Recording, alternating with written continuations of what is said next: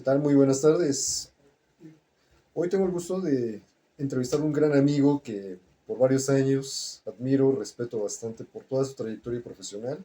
Él es el maestro y psicólogo Alejandro Soledad González. Alejandro, gracias por estar acá. Gracias a ti.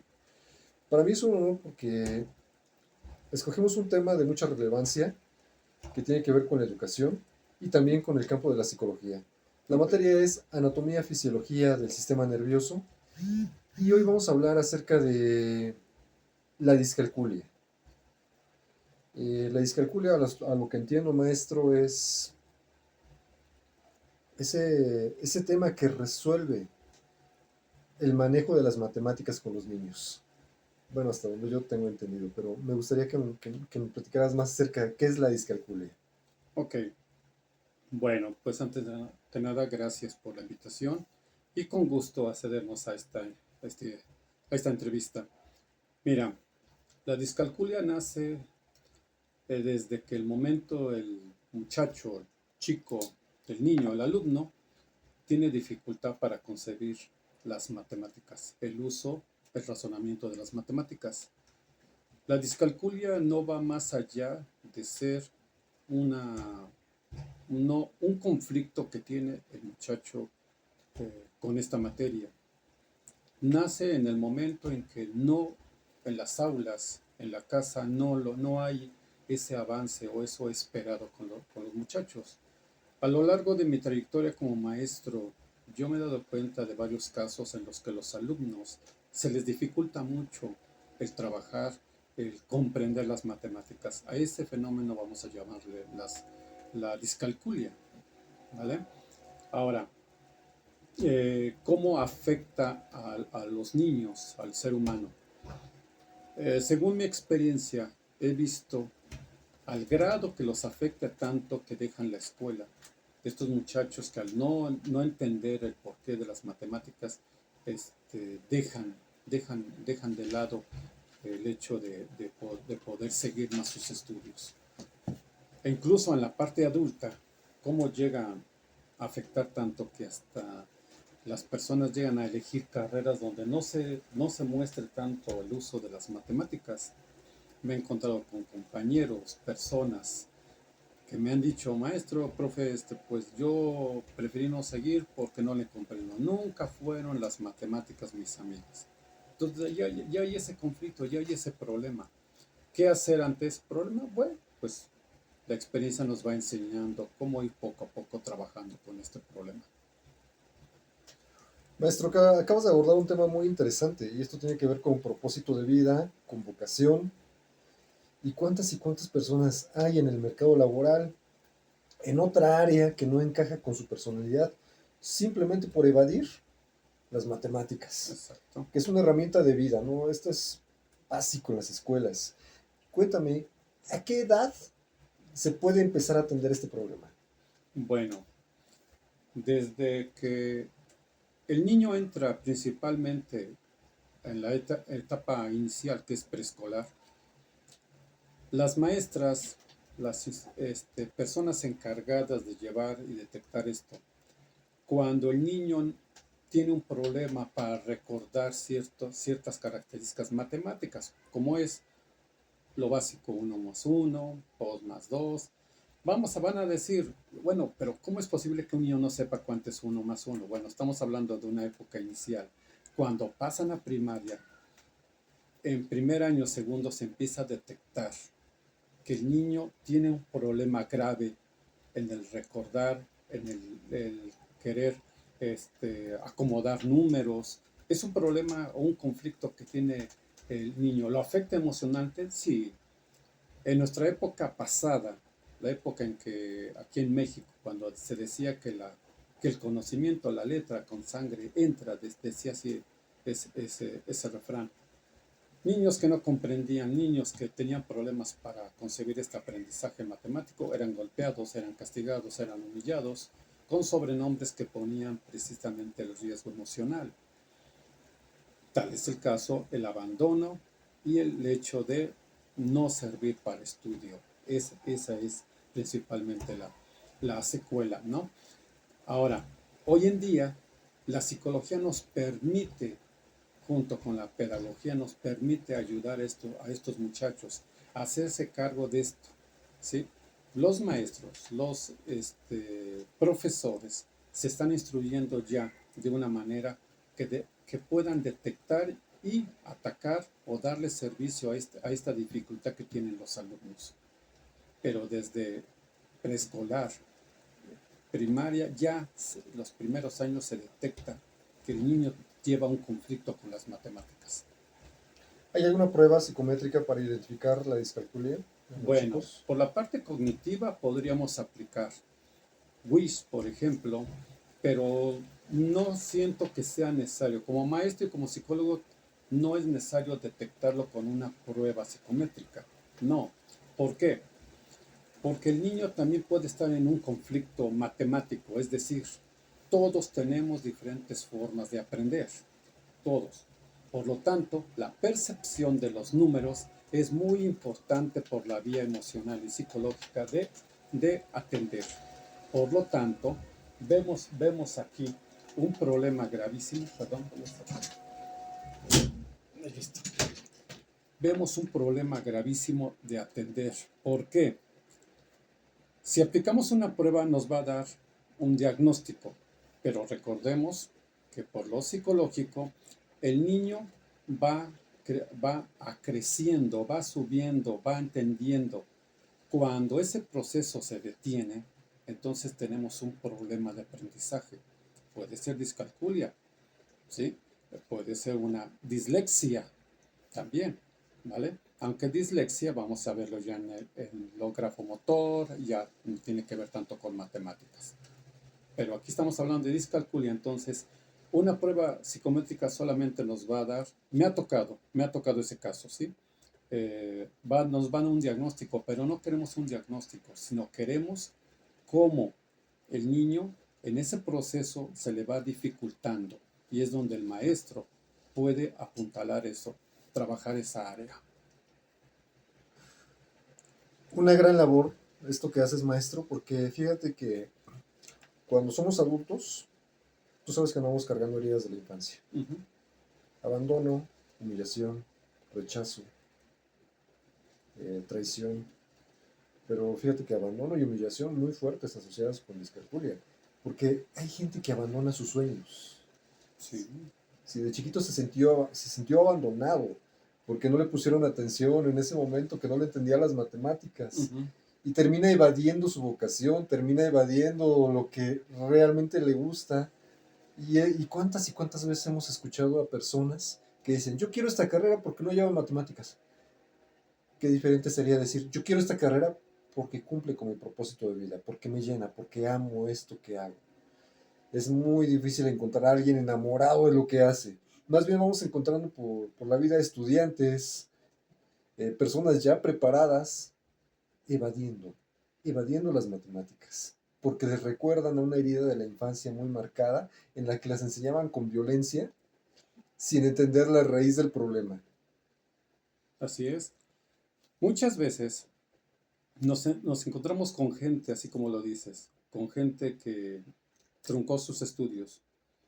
Pero aquí siento que los tiempos han cambiado tanto, tanto, tanto, que hoy la psicología y la pedagogía están avanzando también y podemos darnos cuenta en dónde el maestro tiene que trabajar. Cuando el maestro da clases en forma general en el aula, está dando un conocimiento en general, pero hay chicos, hay jóvenes, hay alumnos que necesitan no algo especial, sino un apoyo que los ayuda a llegar ayudar en ese proceso para cumplir su objetivo.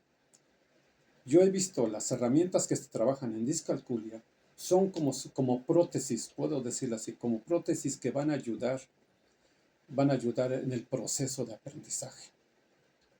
En esto, todos los maestros, todos los pedagogos, por experiencia van elaborando, van adquiriendo, se van empapando de tantas formas, técnicas, estrategias que le permiten al alumno utilizarlas para poder llegar a este objetivo, poder concebir las matemáticas y ver que en realidad es una materia, como lo decías, es una materia o es una cualidad del ser humano que va a utilizar en toda. su vida.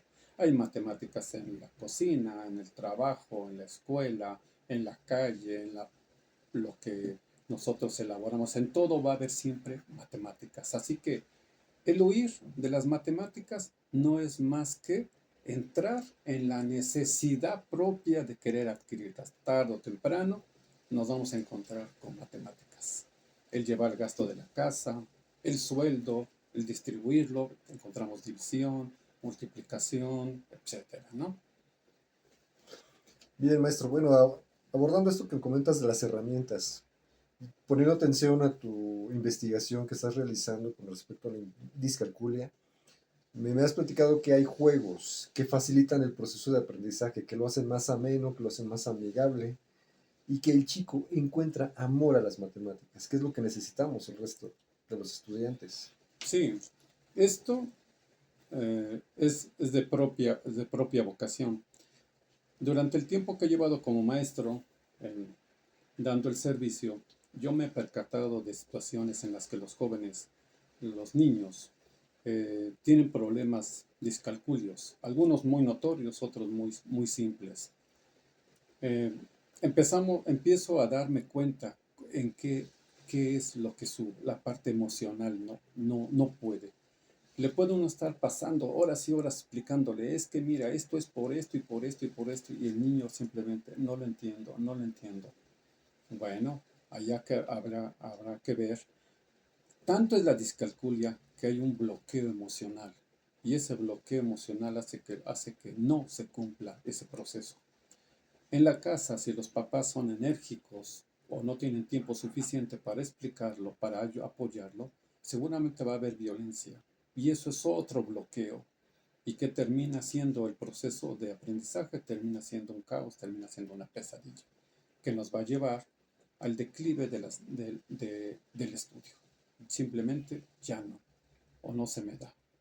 Y ahí se ocultan.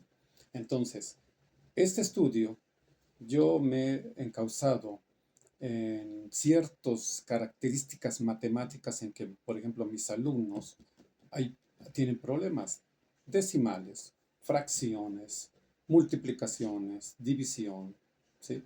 Entonces, fracciones comunes, una de las más complicadas para los chicos, ¿no? Entonces, me he dado la tarea de elaborar fichas, trabajo, juegos, donde de propia inspiración, donde veo y apoyo a estas situaciones. Este material no solamente lo pongo para, si alguien lo quiere hacer en forma general, lo utiliza, pero va en apoyo más al chico que lo está necesitando. Yo lo llamo BEPA, que es vinculación estratégica en el proceso del aprendizaje o de la enseñanza, ¿verdad? Entonces, yo lo empleo y me ha dado muy buenos resultados. Hay parte psicológica y hay parte estratégica pedagógica. Pues bien, maestro, una aportación sin duda al mundo educativo. Ojalá y este tipo de propuestas pueda llegar a la Secretaría de Educación Pública, porque realmente todavía vemos procesos que están de manera muy tradicional, muy a la antigüita, y pues invitamos a los maestros a que nos consulten, a que te escriban. Esto va a estar en un video de YouTube, de una página de psicología, y queremos aportaciones como las tuyas. Queremos que los chicos encuentren su camino amando las matemáticas. Pero tengo una pregunta. ¿Cómo desbloqueas esta parte de las emociones en el proceso de aprendizaje? Bueno, el desbloqueo no es tanto pedagógico, sino que es más psicológico. Pues yo tengo la fortuna de ser maestro ya con 23, 20, casi 24 años ya en servicio, o sea, he recorrido algo. Y aparte tengo la carrera, la licenciatura en psicología. Entonces, de alguna manera, la psicopedagogía ha hecho fusión y me ayuda a encontrar. Quizás otros docentes que solamente tienen ahora sí que la docencia, pues sí se les dificulta un poquito. ¿Cómo desbloquear? No, yo siento que el desbloquear es automático en el chico, siempre y cuando no presente problemas ya emocionales más severos, ¿no? Pero cuando es simplemente discalculia y es detectada, solamente bajo los síntomas, solamente hay que ver qué es lo que se le dificulta al chico. Por ejemplo, em, escribir números decimales. Es que el chico no ubica, no sabe para dónde. A algunos se les facilita rapidísimo, pero hay otros que sufren. Entonces ahí es donde entra el apoyo. Entonces no quiere decir que vamos a desbloquear de una manera ya más profunda. No, simplemente ese pasito. Cuando los problemas son severos, siento que hay problemas emocionales, sean naturales o sociales dentro de casa, dentro de donde vive el chico y donde se tiene que abordar, pero eso ya será de otra manera. Dentro del salón de clases, para trabajo de discalculia, solamente hay que ver en dónde, qué es lo que el alumno no se le está permitiendo. Por ejemplo, un caso. Un chico que sabe cuál es el proceso de la división y la multiplicación, sí lo puede entender. Y es un problema muy, muy, muy natural que sucede a menudo en el salón de clase. Y a la hora de elaborar su división o su multiplicación, siempre se equivoca. Ahí ya está un alarmante, un síntoma de discalculio. Porque si sabe cuál es el procedimiento, no. Es que no te sabes las tablas de multiplicar. Y empezamos a señalar y a delegar. Es que tú. Y no nos damos cuenta que hay un problema de tablas de multiplicar, pero que él no entiende, el chico no puede procesar por qué se debe de multiplicar o dividir así, qué números debo de tomar. Entonces, ya, bueno, yo en mi vinculación estratégica, que es BEPA, ya tomo ese material y se lo doy. Se lo aporto y le digo, mira, esto se trabaja así y esto. Y es cuando el chico carga esas tarjetas o esas fichas y empieza, es como un material, un apoyo. Yo hace rato lo dije, es como si fuera, valga la comparación, una prótesis que le hace falta al compañero o al alumno que en ese momento la necesita, para poder dar ese pasito que necesita para llegar a concebir ese conocimiento, ese aprendizaje. Bien, por lo que entiendo, esto de método DEPA implica atención, acompañamiento, tiempo necesario y sobre todo mucha paciencia, que es lo que se carece cuando se llega a este tipo de procesos ya complicados, ¿no? Bueno, la paciencia, incluso la tolerancia y muchos otros valores, juegan un papel muy importante en la enseñanza. Los que ya tenemos tiempo en esto nos damos cuenta que incluso ya por vocación, que esto es un proceso y también hay que ver que el alumno dejarlo que procese, dejarlo que avance. Y nosotros nada más vamos guiándolo, vamos empujándolo hacia el conocimiento, simplemente. En esto se presenta como un juego, perdón. Aquí tenemos unas pequeñas fichas de muestra de lo que es el método BEPA. Por ejemplo, fracciones. Cuando el chico se presenta de una manera que no puede, no entiende cómo hacer esas divisiones de fracciones, lo presentamos de una forma tan práctica, tan fácil como un rompecabezas de fracciones. Y el chico va simplemente formando los enteros en base a fichas. Un cuarto más un cuarto ya es una mitad.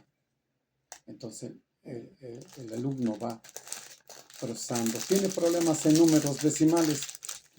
DEPA nos dice que con una pequeña ficha como esta, el alumno puede escribir en sus casillas, en su cuaderno, una cantidad y poder leerla, ¿sí? Cuando al alumno se le presenta en el pizarrón, en la tabla, se le presenta y se le dibuja y se le explica. Y a uno se le da una tablita como esta. Se le explica que no solamente la ponga en su libreta y empiece a escribir sus números en estas casillas. Y con los encabezados que hay acá, él puede leer fácilmente los números. ¿Vale? No siempre va a andar cargando una ficha como estas, pero sí le va a ayudar mucho en el momento para que él no decaiga su autoestima y sobre todo pueda dar ese pasito que necesita. Ha sido comprobado, yo lo he echado, yo lo hago, lo he hecho en mi salón de clases cuando veo gente, veo alumnos con problemas. Se los doy, así bajita la mano, toma. ¿Para qué es esto? Ponlo así y lo explico. Cuando me doy cuenta, él solito está escribiendo sus números decimales y luego me dice, maestro, maestro, tenga. ¿Qué te pasa? Ya le entendí. ¿Y ya la brincó? Asunto arreglado. ¿Sí? Cantidades de números. De igual manera, el alumno escribe sus números y los puede leer. Aquí lee cantidades de millones que a algunos alumnos se les dificulta. ¿Sí? Y así hay mucho material que es. Y no solamente dentro de lo que es discalculia en matemáticas, sino he hecho otros intentos que han sido muy favorables, muy exitosos. Por ejemplo, en historia, hay muchos chicos también cuando veíamos la materia de historia, a muchos no les gusta la historia porque no la pueden entender, no la pueden relacionar. ¿Qué hice? Inventé, no inventé, ¿verdad? Porque ya está inventado, una lotería, pero en lugar de una lotería tradicional, hice una lotería de, de historia, personajes, fechas, y todo el mundo se ponía, en lugar de dar clase, poníamos a jugar lotería. Y el chico ahí iba los nombres, después nada más con darle la figura, sí, es fulano de tal, sí, relaciónalo. En la lotería decía, por ejemplo, eh, la imagen de Miguel Hidalgo, y lo tenía que relacionar. Y en su lotería dice, este, 15 de septiembre de 1810. El chico ya lo relaciona, va jugando y va comprendiendo. Es en parte de historia, o un dominó de matemáticas, también fue hecho para discalculia, pero el caso es que material estratégico, BEPA nos permite, vaya, echar mano. Bien. Sin duda estamos con un hombre súper creativo que piensa en las necesidades y no solamente piensa, sino también actúa y manos a la obra y hay material didáctico de su autoría. Pero por lo que puedo entender, la propuesta del maestro Alejandro está basada en la neurociencia. ¿Por qué? Porque busca los diferentes canales de aprendizaje de los chicos, como puede ser visual, kinestésico, Ujú. auditivo. Y cuando tenemos algo en las manos, como bien me aprecia aquí Alejandro, lo que hace la gente es conectar la mente con las manos, porque, bueno, tenemos los hemisferios cerebrales están cruzados, izquierdo con derecha, con mano derecha y al revés, y eso hace que el chico pueda aumentar su nivel de concentración y atención en un proceso matemático. Es una maravilla esto, maestro. Sí, la estrategia junto con el material hacen atractivo el conocimiento, ¿vale? Y se los vendemos a los chavos de esa manera, es decir, la manera en que se los presentamos, él lo adquiere fácilmente. ¿Por qué? Porque le parece interesante, ameno, es desafiante. Cuando juega algo, el muchacho lo siente que lo desafían, ya que lo resuelvo y empieza. El lápiz simplemente en la libreta es bueno, pero el material kinestésico es mucho mejor, la dinámica. ¿Vale? Y tenemos al chico entretenido, trabajando, entretenido, solito construyendo. Pues maestro, ya para cerrar, ¿qué recomendaciones podrías compartir para docentes, para padres de familia, para los chicos? Bueno, en cuestiones de maestros, en la, hace mucho tiempo, cuando yo inicié en esto, en la carrera como maestro, podíamos detectar fácilmente un maestro.